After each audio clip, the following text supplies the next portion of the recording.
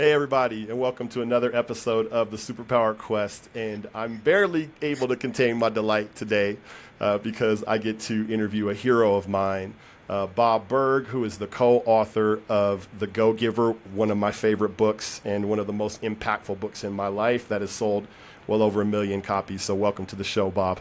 Thank you, Johnny. You're one of my heroes, my friend. Glad to be with you. Bro, I'm about to become a fangirl on you right now, real quick. You keep saying stuff like that. Such a fan. And it's so great when you get to interview people that you would consider a mentor or an influence. And this is Thank you. definitely that for me. So Thank you. thanks for spending some of your precious time with me. So I want my audience to get to know you a little bit. So can you tell us a little bit about your origin story? Let's see. My origin story. I guess, I was very lucky in that I was raised by two wonderful parents. And so that was very helpful. Getting into the business world, I got to see some of the good, the bad, and the ugly, and like how we always do. Started really noticing patterns, though, that the people who seemed to be the most sustainably and consistently successful were the ones who were always focused on adding value to the lives of other people. Yep. And that was a neat thing to follow because that's sort of what I grew up seeing. So that was Yeah. it was nice that congruency. But it was also good in retrospect to see some of the yucky ways that people did things, and sometimes, by the way, they succeeded. Yeah. And other times they didn't. And other times you'd see people do good things and they'd succeed. Other times they wouldn't. But you start to see patterns after a while, Yes. right? And the consistent patterns I saw were the ones who were focused on bringing value to others, not at their own expense, not in a Yeah. self-sacrificial way, but Yeah. the people who were truly and genuinely and authentically interested in helping others. These are the people who also seem to thrive. Financially, yes, but also in the other ways that Yeah. success can be measured in terms of relationships, in terms of happiness, right? Yes. Yeah. That's huge. Now you're so that lesson um, has really impacted my life, which we'll talk about a little bit later. But what were you like as a kid? Like 'cause you're an enthusiast. You're one of the most enthusiastic, encouraging people that I know, right? Like every interaction I have with you, I come away feeling like affirmed and encouraged and like, man, this dude believes in me. Oh, thank you. I So do so believe it. how did were you like that as a kid, and how did that develop? Well, so as a kid, although again, I had a great family, I was not very happy with myself, and it turned Yeah. out at 26 years old, I found out it was diagnosed that I had obsessive compulsive disorder, OCD, not the kind that people think where there's, oh, I'm so OCD about this. That is not OCD. Yeah. This is a chemical imbalance in the brain, and it really is a miserable thing to have, Yeah. without going into the detail. But it affected every aspect of my life.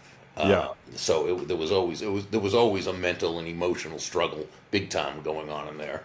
And again, it was diagnosed finally when I was 26. Now, thank God, with the OC Foundation, the IOCDF.org, and others that specialize in this, kids at an early age can be diagnosed. Back then, yeah, I'm 67 years old, so Yeah. back then there wasn't a name for it that anybody was really familiar with.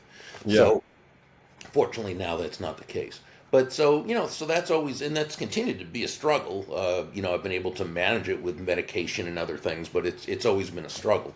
But as a kid, it was just horrible because Yeah. I didn't even know what it was what I had, or why I had such horrible feelings about myself and the world around me. So Yeah. I think because of that, I developed a sense of empathy for the feelings of others because I could sort of, even if I didn't understand what someone was going through, it was very easy for me to pick up when someone was going through something. Yeah.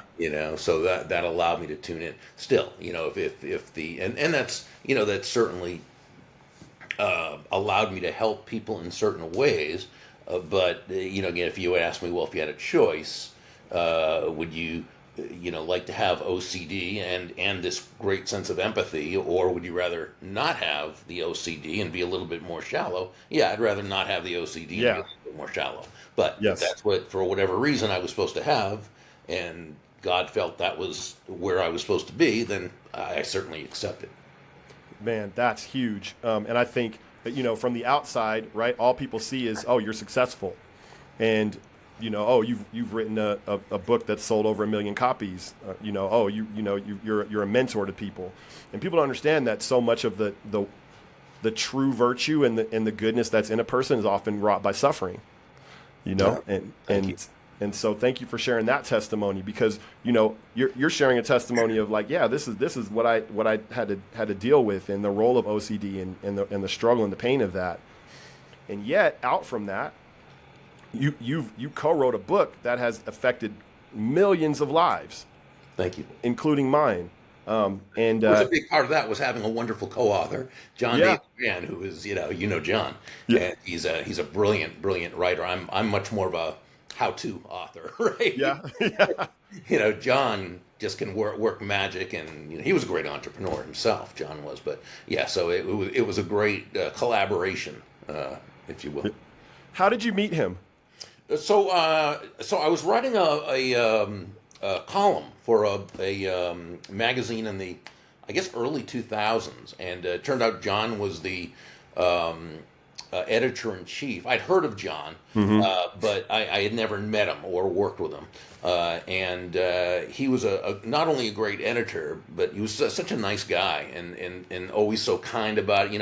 A lot of times editors, when you write, and this is back in the day when it was magazines, actual magazines as opposed to online stuff. And so Yeah, there wasn't a whole lot of communication other than email and so forth. But a lot of times you'd see an article that you wrote and it didn't even look like your article by the time it got over. Things that were really left on the cutting room yeah, floor.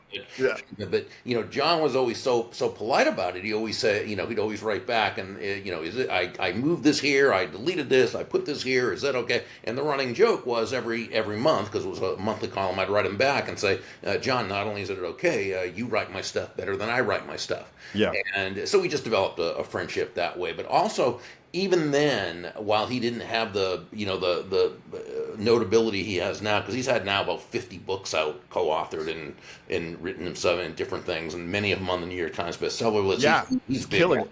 at this point. But back then, the people in his niche knew how great he was and Yeah, how fantastic he was. Unfortunately, I was in that circle, so I knew. So I had this rough idea of this story back when I had written Endless Referrals, which was a how-to book for yeah, salespeople and entrepreneurs.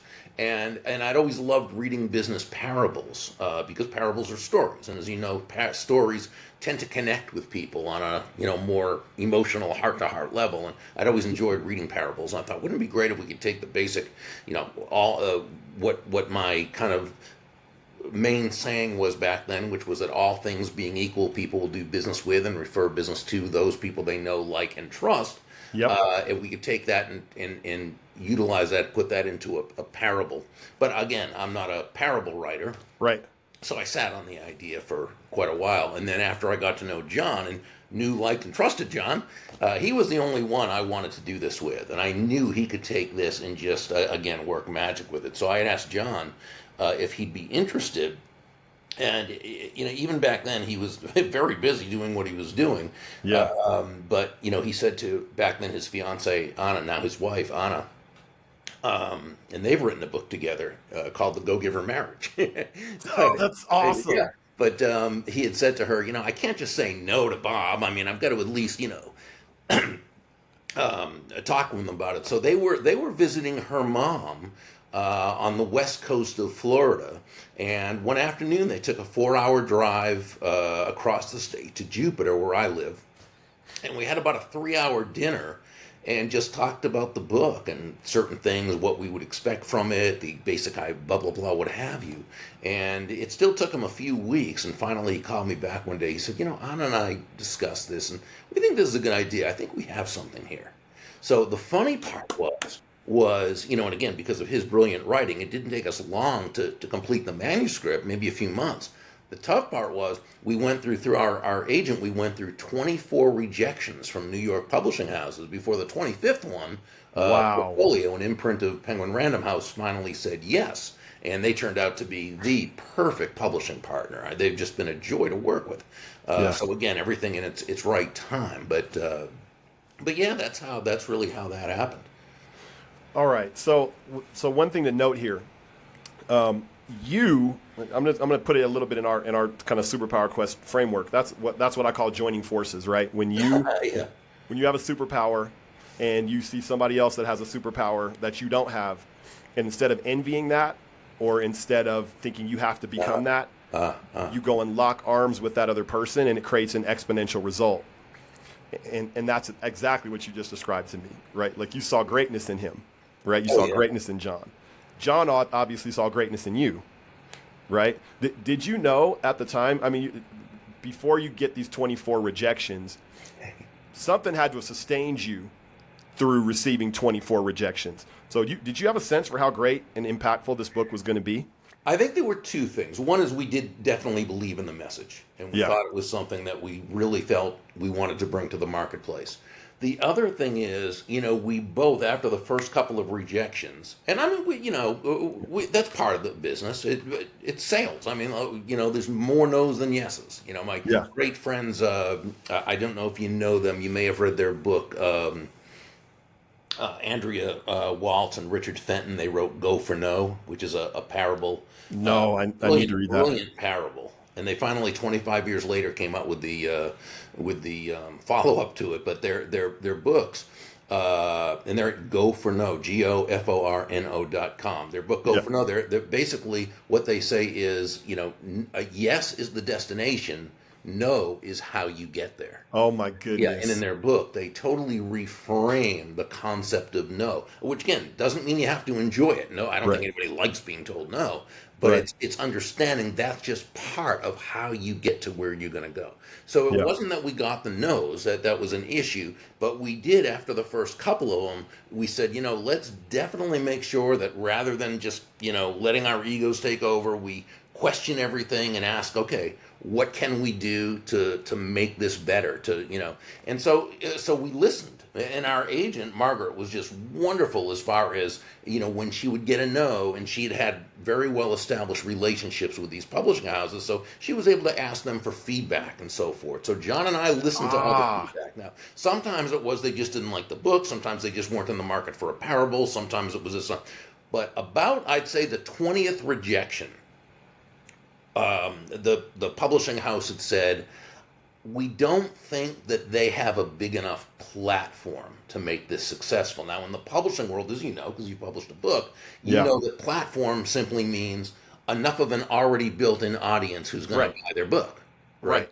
So here was the thing. John had interviewed some of the most notable people in the world. He did have a huge fan base of people who knew him. I knew I had plenty of relationships and so forth.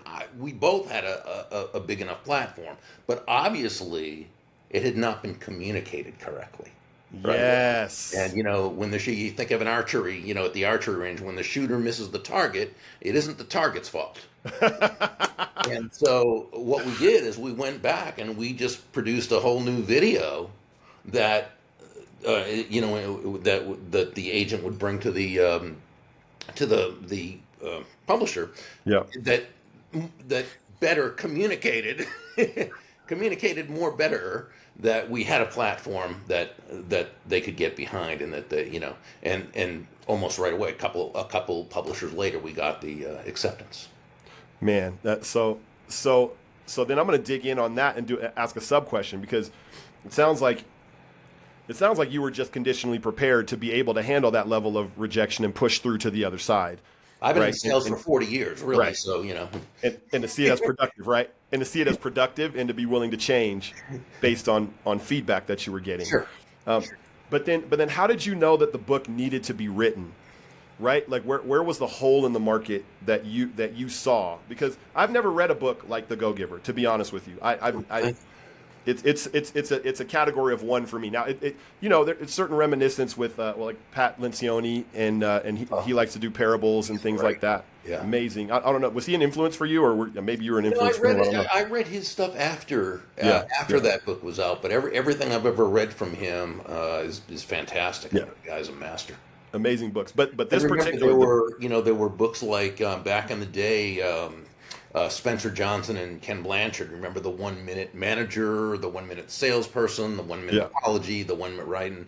John Gordon, I'm sure you know John, and John had the Energy Bust, the No Complaining Rule, and I yep, think he has about 20 different but they're all, you just pick one up, and every one of them's engaging and gripping. So there's lots of great parables out there. A lot yep, of people don't know about a lot of yeah, them, but yep, they're out there, yeah, and I just learn from all of them, and I just find them so. And I love how-to books as well. I mean, I've read, I don't know how many. I was going to say thousands. I don't know if I've read thousands, but probably close to it, if not. yeah, And so all sorts of books have their purpose. yeah, But we wanted to do this in terms of a parable. yeah. Because we thought the message itself, which we felt the marketplace was really ready for, we just felt it was going to be much better embraced as a story. That's what I want to hone in on. How did you know that the market was? Because your book is basically a business case for generosity, right? Like it's a business case for radical generosity. I think it's a business case for understanding a certain, I think, a certain concept, and I Sure. would say the premise, and I like yours, what you just said, how Yeah. you said it.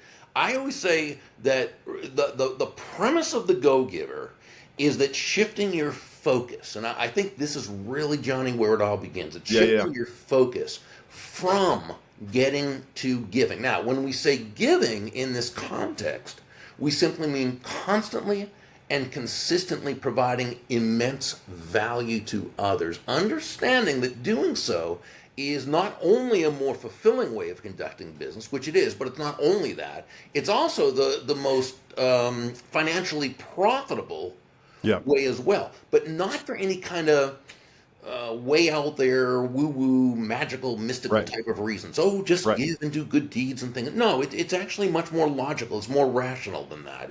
Yes. And I think it really ties into human nature, and that is when you're that person who can, and again, genuinely, authentically, take your focus off yourself Yes. and place it on serving others, discovering their needs, Yes. their wants, their desires, helping them to overcome their problems and challenges, Yeah. making it about moving them closer to happiness.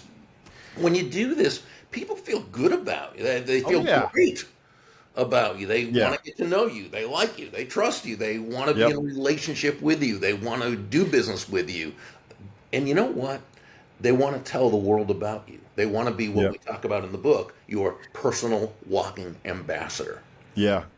So, Yeah, and, man. and you know, that's how, when you think about it, most most great businesses are built.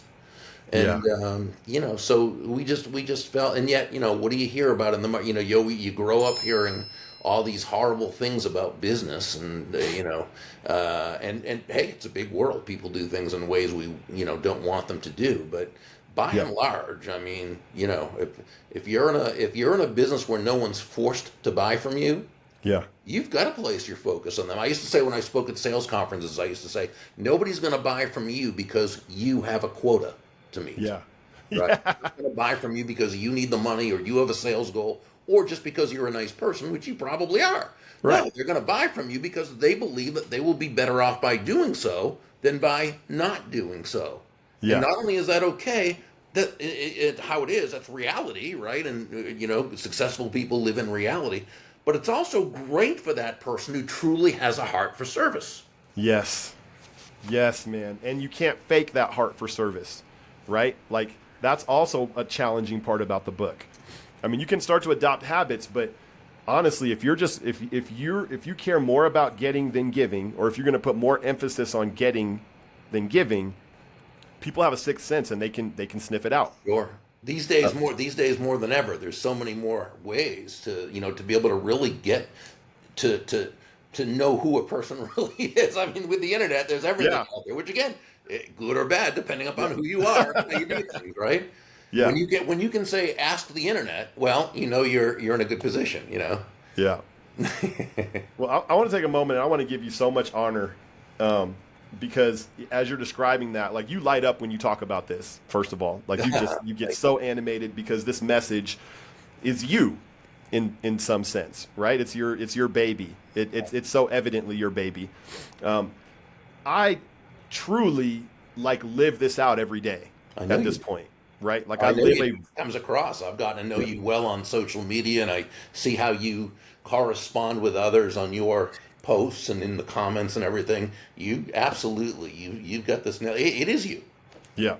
Yeah, the idea, and you kind of helped me set me free. You know, I was in a pretty tough season. I had been a pastor for 10 years. I was trying to figure out who I was as a businessman. It was a very difficult season for me, and I came across the book, and the book helped me tie those parts of my life together. Wow. Right, being a shepherd of people's souls and caring for people and doing business, and that the two things didn't have to be in separate buildings, Right, right, right? right, But right. that I could do business in a way that shepherds people. And that like just gave me total permission Oh, to do that, man.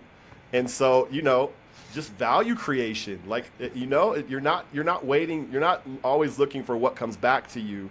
You have a trust and a faith that it will come back to you. And then you can just put all your energy into it. And again, within reason, right? Because you're not saying it's woo woo like crazy, within reason, sure. because you're in business. There's certain things you have to be Yeah, and it's not diligent. and there's nothing self-sacrificial about it. There's Yeah, nothing yeah, in it that is harmful to you or that's, no, it's really a way of doing things so that it sort of builds everyone in the process. yeah, yeah, man. So it's very much looking at if you will, co-creation and collaboration. Yes. Yeah.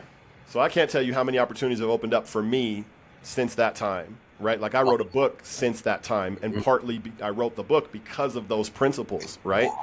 And those principles are in my book. Those, they're in my book in terms of generosity and a generosity mindset. So as we get to a close, we've got about 5 minutes left. I'm wondering if you can tell me if there's a particular light bulb moment for you, because you kind of described, kind of rough childhood, right? But then this beautiful message comes out of that. Do you remember a light bulb moment when you realized this? Yeah, and again, rough only in terms of mentally and emotionally. My Sure, family, my sure, parents were great. I yeah, mean, I was honored to absolutely, be their kid. yeah. Sorry, I should have been more clear. Yes, But no, that's yeah, okay. But I just don't want people thinking, oh God, no, yeah,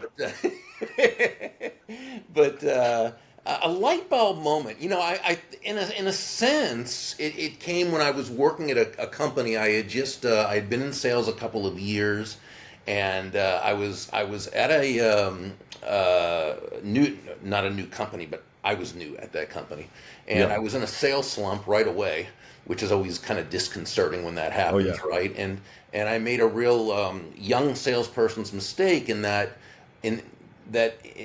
get out of the sales slump, I was focused on getting out of the sales slump instead of in other words, focused on myself rather than yes, focused on my customers and yes, prospects and helping them, which would then naturally, as John and I say in Go Give or Sell More, the second book, money is simply an echo of value, right? The yeah. value Oh, must I come love that. first, right? The value must be the focus. The money you receive is simply a natural result of the value you've provided another person. So, but I wasn't doing that. And I was focused. So there was a guy at the company, older guy, didn't know him very well, and he was not in the sales department. I think he was an engineer, and he soon retired actually. But he was one of these guys, and we've all come across people like this.